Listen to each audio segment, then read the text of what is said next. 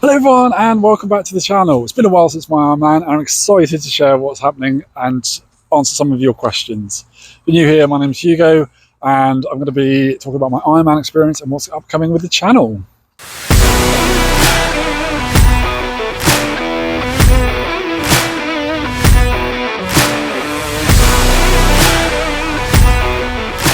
So I've been seeing friends and family and sharing my story about how the Ironman went, and here's a couple of the questions I thought I'd share with you. First up is, how did I stay focused for so long? This is a great question, one I've been asked a lot, and there are two parts to this.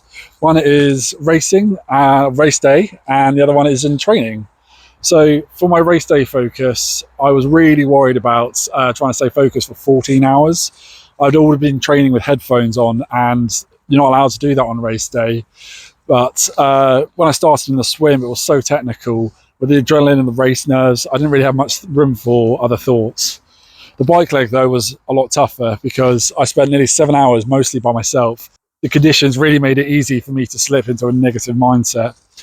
I managed to keep my composure, though, by focusing on my form, setting up mini checkpoints and trying to beat them by certain times. Whenever my mind was wandering or I felt distracted, I would remind myself that all the training would be over and I would soon be basking in the glory. The run, I have to say, was definitely the hardest part, mainly because of the stomach issue that I had. I spent a lot of time in a suboptimal headspace, but I knew that if I kept putting one foot in front of the other, that I would eventually cross that finish line. The training side of things, in hindsight, was actually quite a lot easier because it consisted of a lot smaller sessions, and once I got familiar with the big distances or times for the long sessions, it didn't feel so daunting. So breaking it down into smaller sections really helped to keep my mind on track. The next question is, what is my favourite bit of tech? Well, you know me, I do love my tech. I use a lot of tech during my training in the race, but my smartwatch was definitely by far the best. It never let me down. It was always there for my training and made things much easier than carrying my phone around. Tracked my progress, monitored my heart rate, my sleep, kept me on pace as well. It's definitely a game changer. The next one is, which is the biggest area of improvement? Well, this leads perfectly into my next section as well. The biggest area of improvement for me is definitely going to be the run. I'm unhappy with the time that I got, 5 hours 55, and I really want to tackle another marathon to beat this.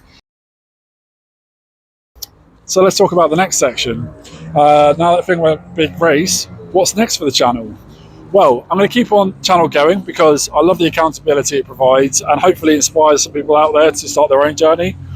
I do plan to return to triathlons in the future, but not right now. I'm going to spend some quality time with my partner and not be an absent one.